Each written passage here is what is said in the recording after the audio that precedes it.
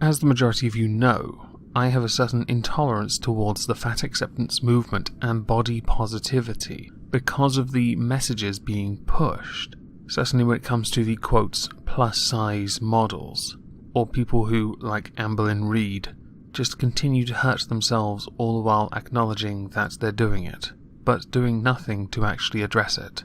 Videos covering these subjects are typically the most popular videos on my channel, and there's a reason for that. It's because you're so funny to look at, and some of the excuses you give are hilarious. And today's no exception, because today we get to address something from the mirror about fat people, where obese people should be allowed to turn up for work an hour later, government advisor recommends. The plan could see obese office workers miss the rush hour commute, demand an extra-large chair, or even work from home. Right. As far as the rush hour commute goes, if it's in London, I understand that there is a distinct possibility in London for an obese person not to be able to get onto the train, off the train, or get through the crowd quick enough to get to work. I get it. But there are alternatives that will help them. Might I recommend a push bike? Yes, I'm fat-shaming them into exercising, demanding an extra-large chair. How about no? How about you address why you're so big in the first place? While it is your free choice to be the size you are, an employer is well within their right to not want to spend additional money because you have become a burden to them to the point where they have to put out for an additional sized, more weight-tolerant chair. And as far as working from home goes, that defeats the point of going to work, and if anything, enables you further to continue not dealing with your health, which as you get older, will start to deteriorate at a rather alarming rate should you not deal with the excessive mass you are carrying that your body should not be. I know this sounds a tad rude, but seriously, the title indicates obese. I know someone's going to point out BMI. I'm ignoring BMI, okay? My height, my weight, I'm considered obese, but my body fat is about 10% at most. Fat workers should be allowed to turn up late and be protected under discrimination law, a leading employment specialist has said. Well, to that leading specialist I say this. Try not to compare discrimination of fat people with that of other types of groupings, because one of them is a choice, the other isn't so much. Being fat is predominantly a choice. It is entirely up to an employer if they want to hire someone that could potentially be a unnecessary expense on them, and also a risk for discrimination lawsuits that are quite frankly laughable. So I don't think any employee should be allowed to turn up late, nor do I believe fat workers should be protected under discrimination law. The plan could see obese office workers miss the rush hour commute, get a bike, demand an extra-large chair, or even work from home, covered in the title. A UK government advisor will propose changes at the European Congress on Obesity in Vienna. There is a European Congress on obesity? Oh dear God. I assume the head of this is themselves obese because only they can truly speak on behalf of the fat folk. As new research shows, Brits are among the fattest in Europe. Well, imagine my shock. We've had an obesity problem here for decades, not helped by that weird moment when it becomes body positivity instead of obesity. I'm not sure where the moment is or why it happens.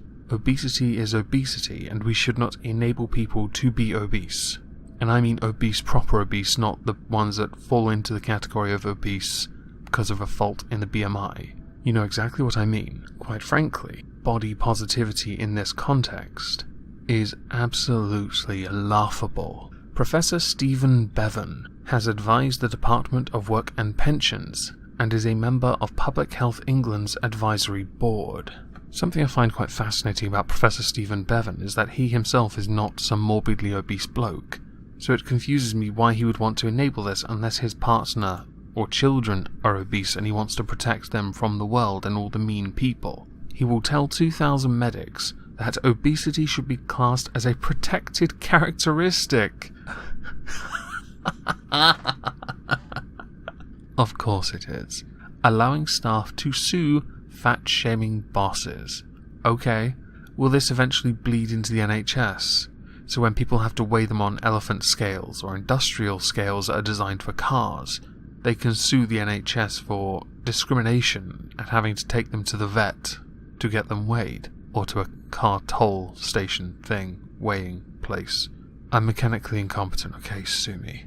As far as protected characteristic goes, you would have to be the victim of fetal alcohol syndrome to think for 1 second that this is in any way a characteristic that should be protected. It is a flaw. Flaws need to be ironed out, addressed, defeated. And that is what obesity should be. We're in such a great and privileged age where we can have whatever we want for a price. And for that price, in some instances, there is a cost. For some, it is our health. If we choose to eat badly and not look after our health, then we eventually suffer the consequences. That would be reduced movement, breathing issues, certain diseases that are quite common amongst those that are obese. The beatus is the most obvious one. I wouldn't wish any of this on anyone. If you have to go to sleep with a respirator because you're so big, your breathing is very difficult when you're horizontal. You either sleep like a conehead or you buy breathing apparatus. But if you're so big you need it, you need to address that. You don't enable yourself or allow others to enable you. You beat it. You lose the weight and you live a healthier life. It's hard, but you have to do it, eventually. Or you just keep going and then you just blame everyone for fat-shaming you and then sue them for money. Professor Bevan, head of HR research at the Institute for Employment Studies, said, "We need to coordinate our efforts so that people who want to work can do so. Even if they're obese, they still can. It's whether they are willing to go the extra mile to get to work and take necessary steps to improve their health so that they can live a better quality of life." Because you've got to think, even if you're working and rush hour is, in cities especially a problem, your living expenses are hardly going to be low. So then you have to work out whether or not the job is worth it if you're still spending inordinate amounts of money buying copious amounts of food.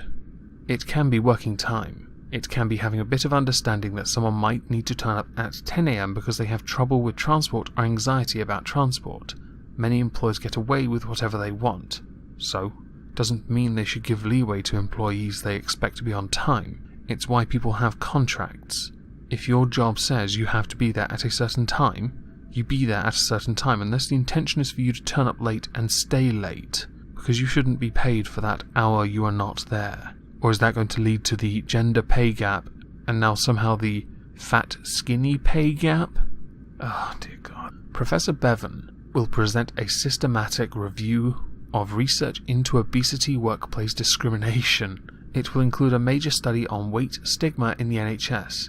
There is no stigma, just an issue. If you are obese, there are a mountain of facts.